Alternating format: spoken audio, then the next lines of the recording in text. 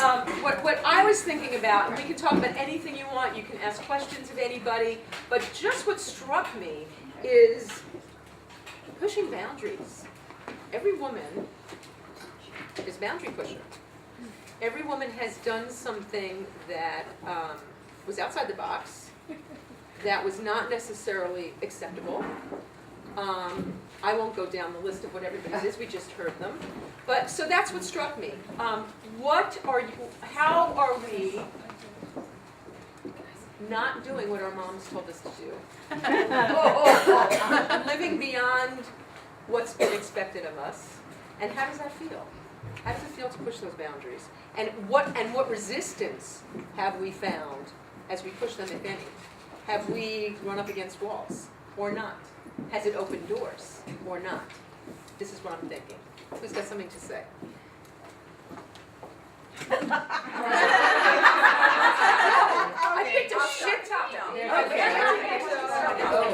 Go ahead, Nancy. I come from this completely Republican family. One of my uncles was on trial during Watergate. Wow. My daughter and I are the only Democrats in the whole family. So I'm definitely like the only one who sort of left the country and did anything, and so I was definitely the black sheep, but then somehow I became like the local hero, because my mother just passed away a month ago, my beautiful mother she was 95, so Yes. that's a testament to good, healthy Armenian food. And she really didn't suffer long, it wasn't like some long illness, and you get a lot of her recipes in the book, but we just had her, we actually had 2 family memorials, so a lot of, this family was gathered. I even have a cousin who when I sent her something about Sarah Palin, she wrote back and said, "Sorry, girlfriend, I think she's exactly what we need." Oh. It was like an arrow went through my heart. Literally, I got the creepy. But anyway, so that's the family. But at this memorial, when they were all gathered, all of a sudden, everyone was like, "Oh my God, your book!" Because they tell a lot of the family history. So I kind of went from black sheep to local hero. So you just have to live your truth, and eventually those misguided souls will catch up. There you go. With my children, I learned to be more accepting, certainly more open to judgments, although my ex-husband was so judgmental, he had married somebody like my father.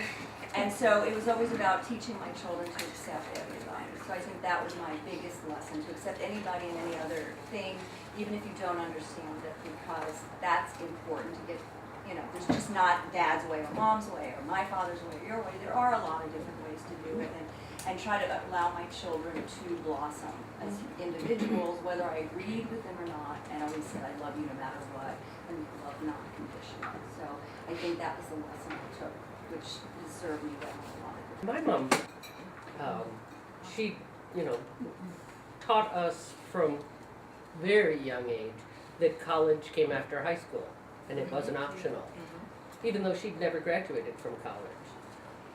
She made sure that my sister and I didn't feel like we had to go into nursing or teaching, that there were other opportunities. And I went into a field that really had not been conquered by many women at the level I was at, and it was never questioned that I would succeed at it.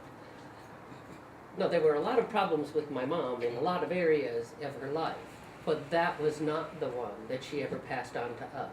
She never questioned that we didn't get married. I got married when I was 40. She passed away when I was in my 30s, but it was never, "Why aren't you?"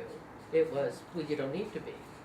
And I think that came as a part of the change that was going on with the women of her generation, where she saw that there were opportunities she had missed that she didn't want us to miss because there was a role we had to fill.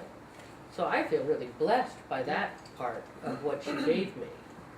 And I know that it's made a big difference. My sister married for like 2 months and divorced and is never married again, and works in politics and enjoys, a very successful career.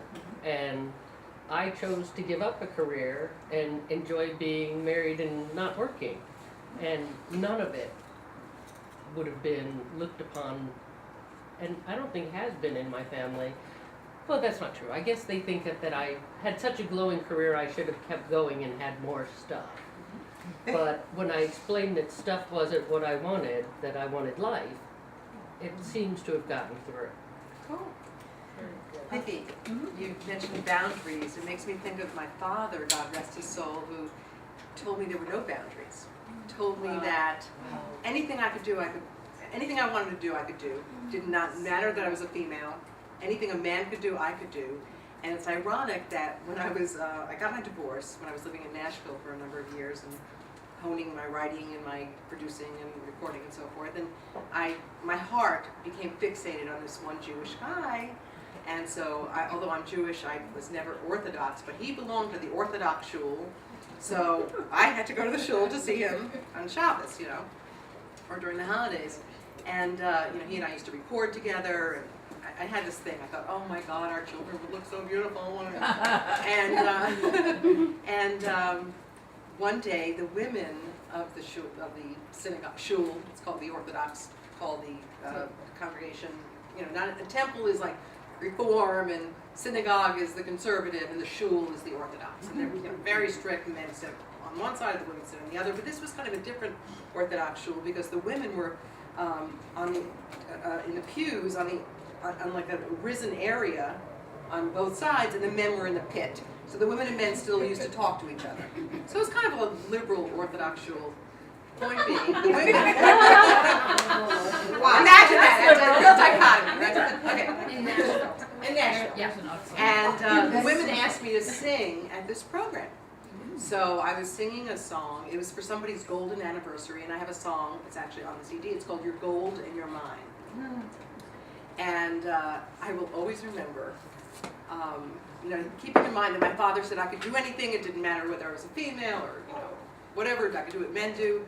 Literally, as I got ready to sing, the men walked out. Oh, God. And the women were all there, and I just sang my song, and they came back in when I was done. And I spoke with the rabbi thereafter, and I said, Rabbi Posner, wonderful, wonderful man. I said, Rabbi, this is what I do. I'm an artist. I sing, and I hope I love the people here at the shul, but what do I do? He said, don't worry about it. He said, I bless you, do what you do. Bette Midler does it, Barbara Streisand does it. So obviously, when you make a lot of money, it's okay because they can give it to the shul. So the point of this is that sometimes you run into those kind of boundaries where either religion or in business where somebody doesn't want a woman to get ahead. But I just keep forging forward and remember what Dad said and do what I love doing. I wanted to ask April because you obviously have